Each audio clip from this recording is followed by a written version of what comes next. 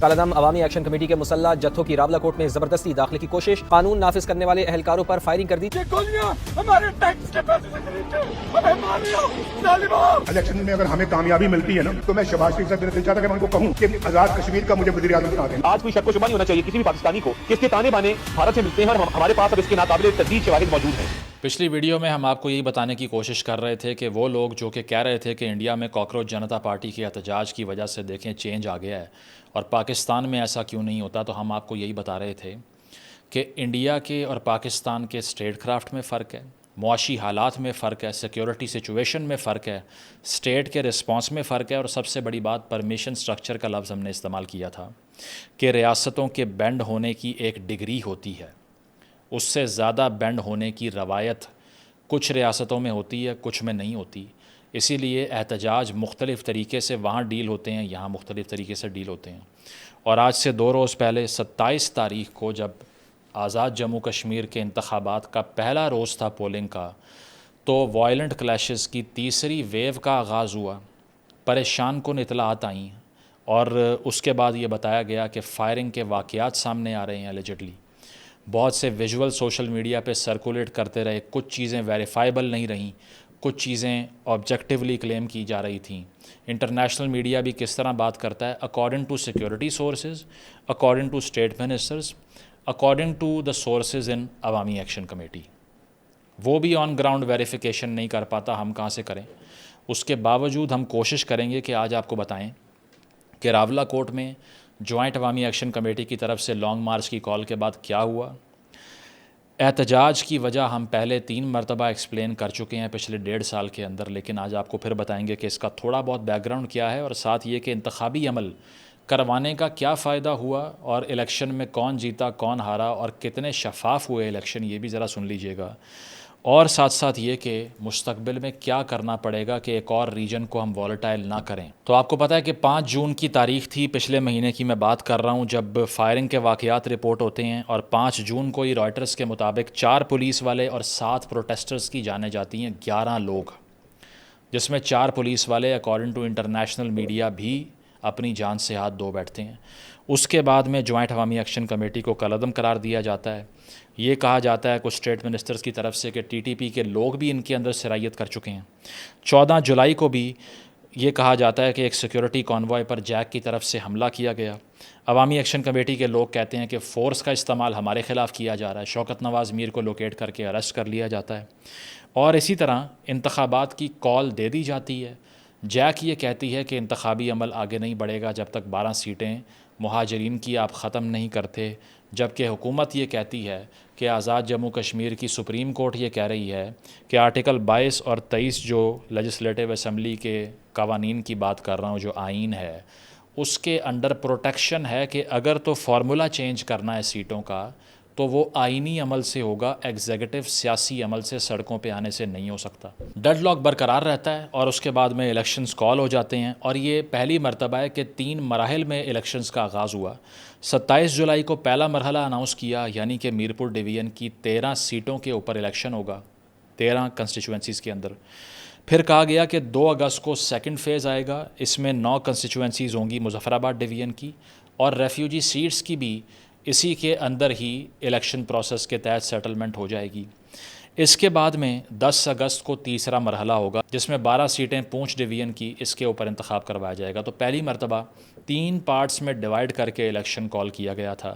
پہلا پارٹ تھا 27 جولائی کو، آج سے 2 روز پہلے پولنگ کا آغاز ہوتا ہے، اور جو انڈیپینڈنٹ آبزرورز وہاں پر موجود تھے، رپورٹرز کی بات کر رہا ہوں، وہ یہ کہتے ہیں کہ ٹرن آؤٹ پہلے سے کم دکھائی دے رہا ہے، لیکن امیر مقام صاحب جو وزیر ہیں وہ کہتے ہیں کہ 40 سے 60% ٹرن آؤٹ سامنے آیا ہے، اور بڑے نمبر میں لوگوں نے ووٹ کر دیا ہے۔ پھر بھی سمجھ نہیں آئی کہ 1 گھنٹہ پولنگ کا وقت کیوں بڑھایا گیا اگر اتنا بڑا نمبر موجود تھا۔ اس کے علاوہ عوامی ایکشن کمیٹی کے کچھ لوگ یہ کلیم کرتے ہیں کہ جو ہم سے ایسوسیٹڈ لوگ تھے ان کے کاغذات نامزدگی تک جمع نہیں کیے الیکشن کمیشن نے، اور یہ کہا کہ آپ کا نام 4 شیڈیول میں ہے۔ اس میں کتنی صداقت ہے مجھے نہیں پتہ، لیکن پہلے ہی انتخابات کا بائیکاٹ عوامی ایکشن کمیٹی نے کر دیا تھا۔ ساتھ یہ بتایا جاتا ہے کہ 18 سے 35 سال کے جو ووٹرز ہیں ان کا نمبر کم رہا ووٹ ڈالنے والوں میں، جبکہ ایلڈرلی لوگوں کی بڑی پرسنٹیج نے ووٹ دیا۔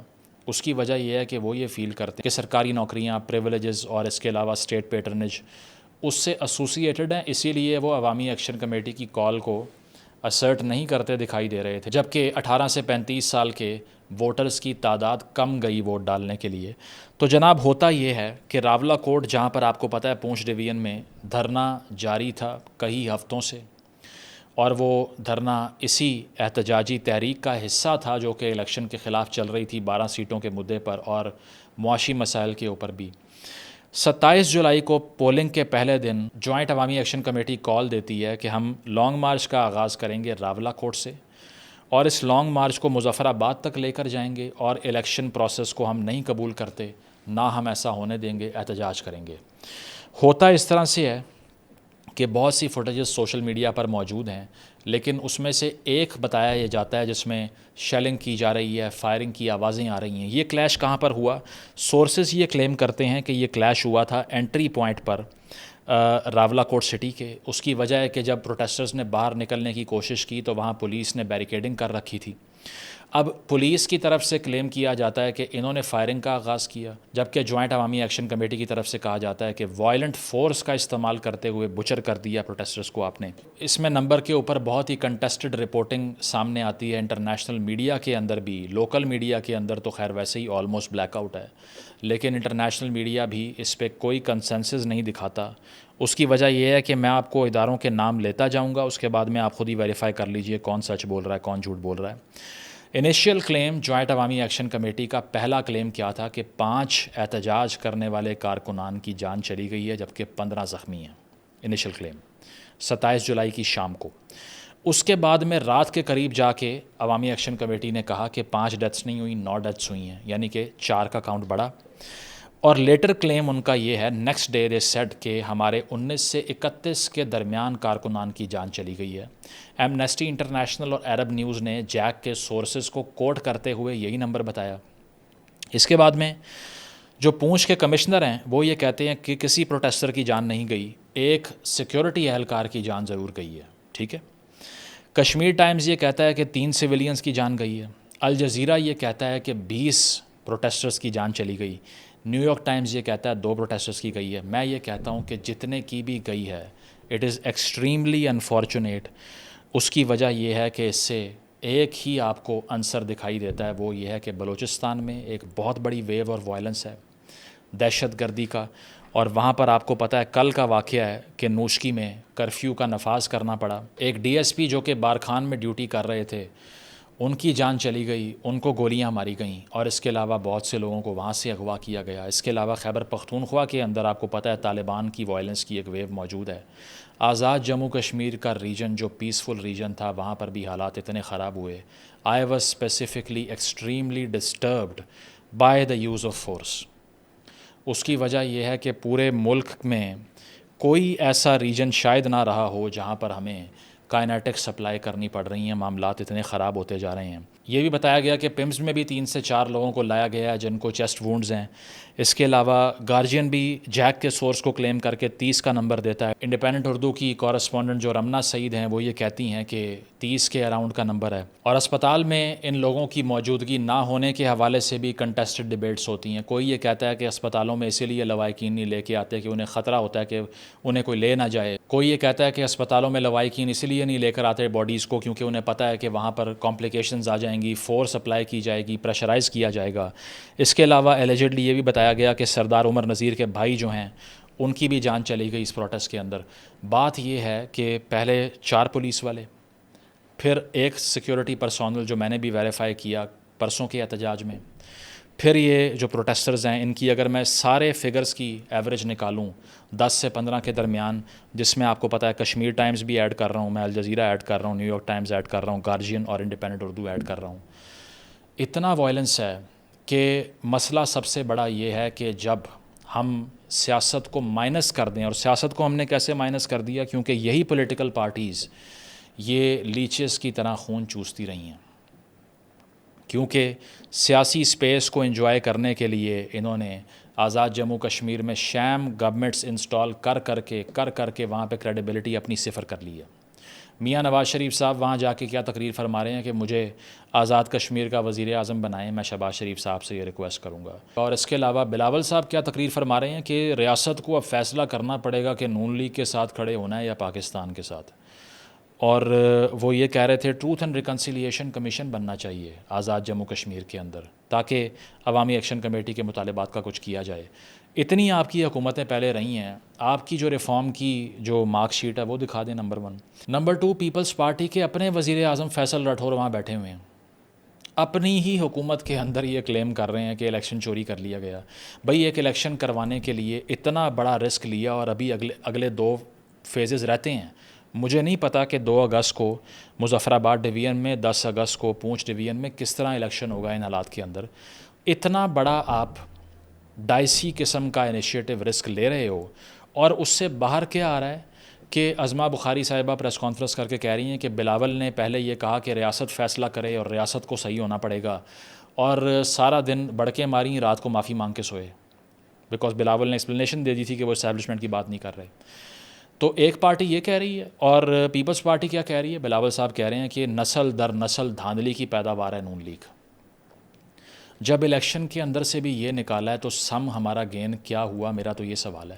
اور دوسرا یہ ہے کہ الیکٹورل پروسیس کے اندر بھی وائلنس ہو گیا. LA9 کوٹلی 2 کے اندر نکیال میں رائیول پارٹیز کلیش کر گئیں، وہاں پر بھی لوگ زخمی ہوئے. 28 جولائی اگلا دن میرپور میں احتجاج ہوا. پھر جیک نے کہا کہ طاقت کا استعمال کیا جا رہا ہے.